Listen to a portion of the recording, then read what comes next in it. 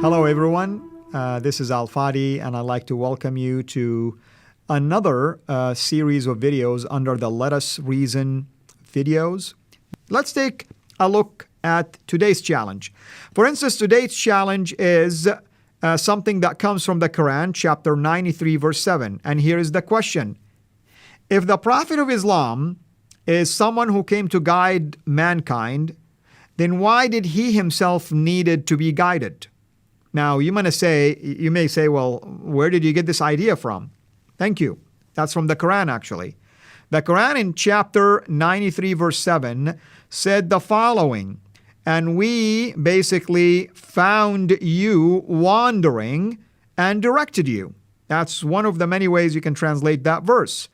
In a commentary of that verse by Ibn Abbas, for instance, in Tanwir al-Miqbas min Tafsir Ibn Abbas, he said the following, that Gabriel, when he revealed this verse to Muhammad, says, "Oh Muhammad, you were wandering among the people in error, but then God guided you to the straight path." That's what the Quran says. So, big difference between this and Jesus, that the Quran itself says he was born sinless, he ascended and taken up to heaven and is with the God of Islam above the heavens, in his area, above the throne, and he will be the one who's going to come back as a sign of end times, and he will remain sinless for all of eternity because he never sinned, because in the hadith tradition you'll see that Jesus also on Judgment Day acknowledged that he never sinned, and that's the hadith that Muhammad himself said. So my question is, if you are seeking somebody who needed to be guided, why not seek the one who guided him? And that's the true God. Our Lord Jesus Christ said, "I am the way, the truth, and the life. No one comes to the Father except by me." It's very clear. It can't get any clearer than this. Case in point, the first verse, the first chapter of the Quran, Surah Al-Fatiha, the opener, why is it that every time in prayer, and I was a Muslim, and I prayed all the time, and I used Surah Al-Fatiha all the time in my prayer, among many other things, why is it then that in that chapter you're always asking God and guide us to the straight path?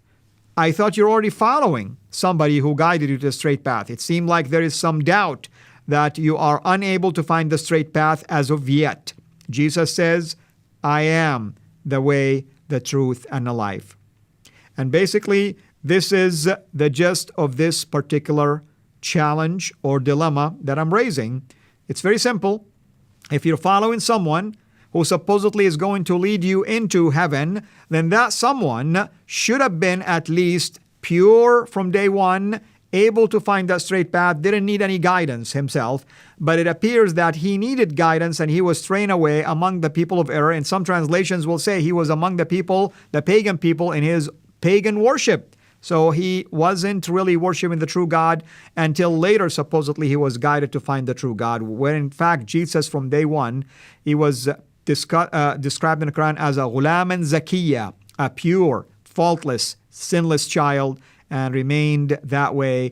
And he is closer to Allah, close to Allah according to the Quran. And this is the point behind this particular challenge. So hopefully you can use this challenge in your interactions with Muslim friends. And if you're a Muslim watching this, I encourage you to go and seek for yourself the answer to these questions.